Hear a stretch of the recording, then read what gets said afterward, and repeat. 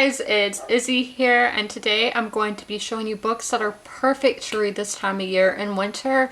I've never done a video like this before, so if you guys would like to see more like this, give this video a thumbs up and leave a comment down below with your video recommendations of videos I should be doing on my channel.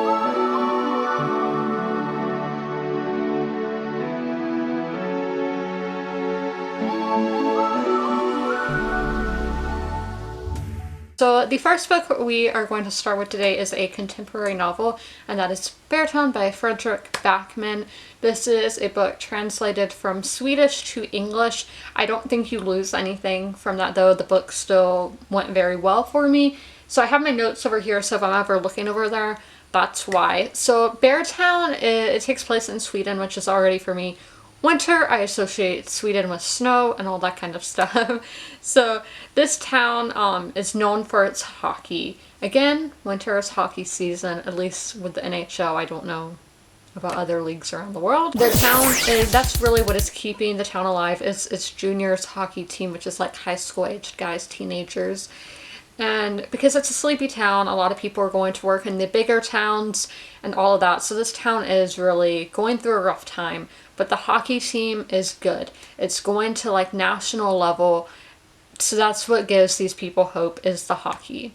So when the team wins one of the stages, regional or something, I don't know, but they win.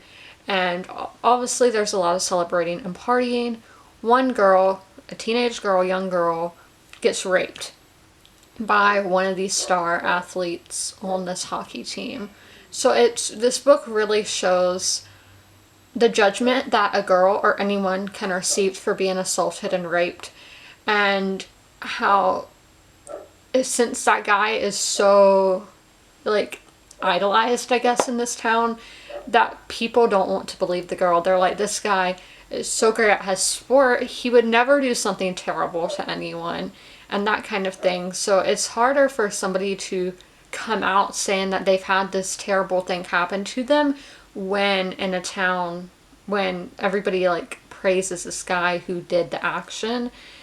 So I think this book is very, very moving, and especially for people who today with the Me Too movement and things like that, people blow it aside saying, why is she saying something like 10 years later? One, shut up. You're not in her shoes. You don't know what she went through. So I think if you're one of those people who's saying that kind of stuff, I think you should read this book, because it is so important to see what goes on in the mind of the person who has been through a traumatic event, and even the minds of the guy who did the traumatic event to her, and just everybody in the town, seeing how something like that can affect everybody. So the next book is one of my personal favorites, and that is Priory of the Orange Tree by Samantha Shannon. So this is a fantasy book. So fantasy is the genre that I picture when I think of winter. I just love reading fantasy in wintertime, but I'm not a mood reader, so I don't really get to choose what I read. But but I did read this book in wintertime of 2019. So this book, there's a queendom without an heir, is literally like how it starts, the synopsis. So there's this, you have the West, and they all fear dragons. And then you have the East, where dragons are more embraced.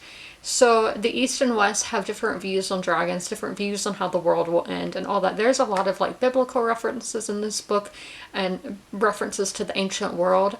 And it's this, I love the exploring, like exploring is one of my favorite things in fantasy, but I feel like there's a lot of travel involved, and it's just when these things that both parts of the world have been predicting to happen, maybe in different ways, but you can tell that they're similar. Like Noah's Ark is a common story in our world, of you have it in different cultures, and in Cherokee culture there's a story of a great flood.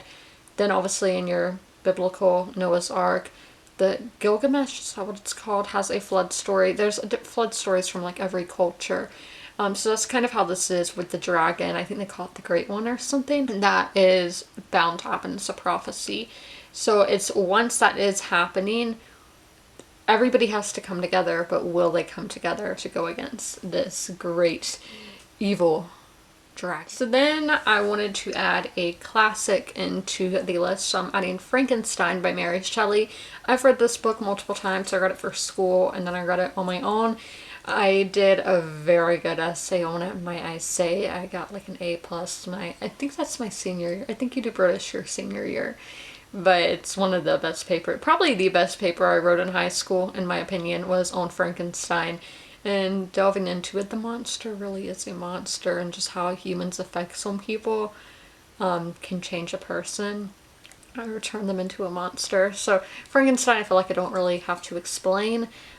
Just I feel like that book fits for this time of year, but also fall for like Halloween time. It may be fun for y'all to read. So then the last book is The Ice Dragon by George R. R. Martin. This is actually a children's kind of YA book by the guy who wrote Game of Thrones. So to me, this book is like a fairy tale in the Game of Thrones universe, but that's never been confirmed.